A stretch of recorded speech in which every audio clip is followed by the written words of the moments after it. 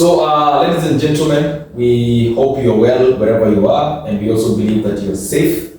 So today, based on the happenings that have been occurring in our country, that is the flooding situation, we have found it fit to have a conversation as young people, as young professionals, to just analyze and recommend solutions and share our perspective about what exactly is happening. There has been different views about this. People are saying it is climate change, others are saying it is poor planning of the cities, others are saying it is end times. So we'll just be exploring what exactly is this, and how can we go about it.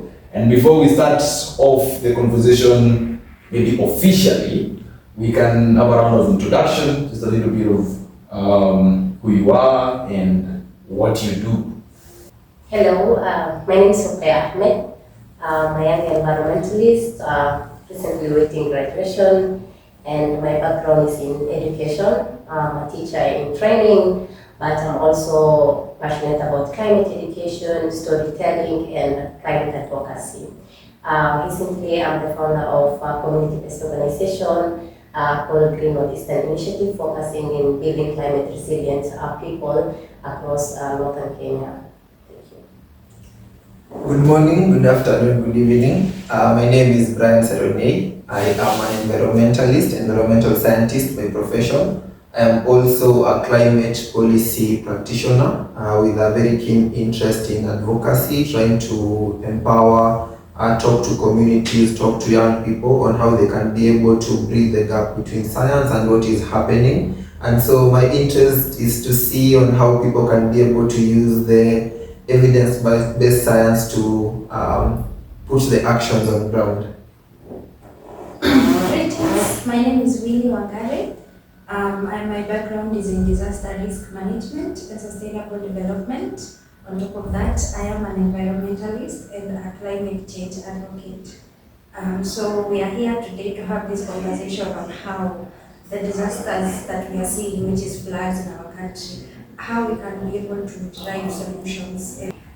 Yeah, that is a very important term. It was widely used during the African Climate Summit. Climate financing, everything. We were given a lot of billions during that time. Did you?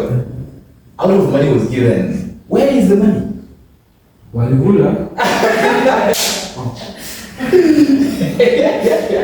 Okay, that's what I think. Everything we talk about climate finance has to be there. Even reducing the risk and mitigation and everything. True. Why are we in a flood situation? That is the question we should first ask ourselves. Why? I think maybe just to give maybe my perspective on what is happening, because I'll speak from my background and maybe you can also have other inputs. And I think, as you all know, we have this period between March, April, May, and depending on the tropic region that you come from. For us in Kenya, we know this is a period when we are always having the short and heavy rains that has been happening over the time and each and every year.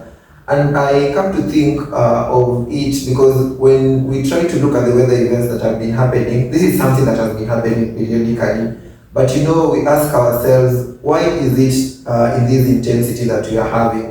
And if we try to actually equate it, because for me I'll put it as an effect of climate change, we see there are some very specific things that we are told about climate change. First is that we have the normal weather patterns, but now with the additional effect of climate change, they tend to increase in frequency and increase in intensity.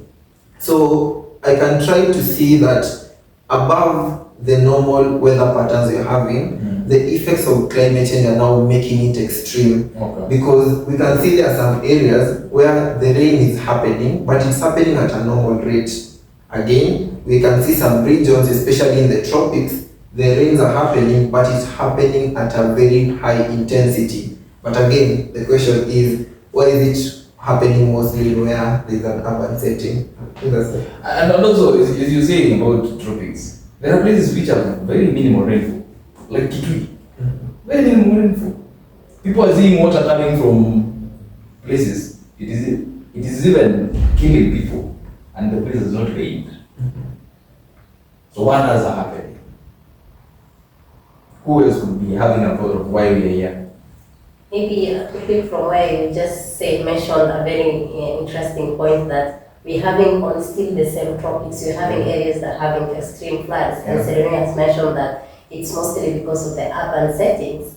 But also we have some other parts that are experiencing little rains. Here we should be having heavier rains. So maybe we can say also climate change can come in different forms. It will be now in terms of the extremes we are talking about. Is it like too much or too little?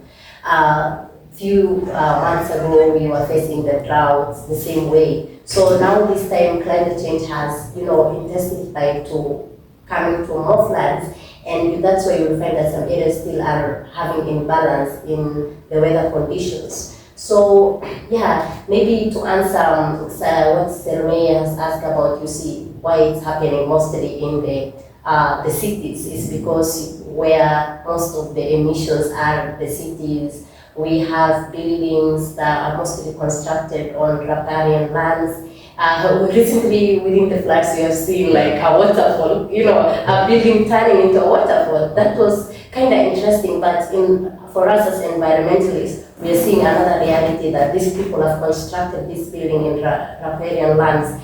They should not be doing that. So the question is, where were the people who are responsible for the inspection in terms of the construction and the city planning? What happened?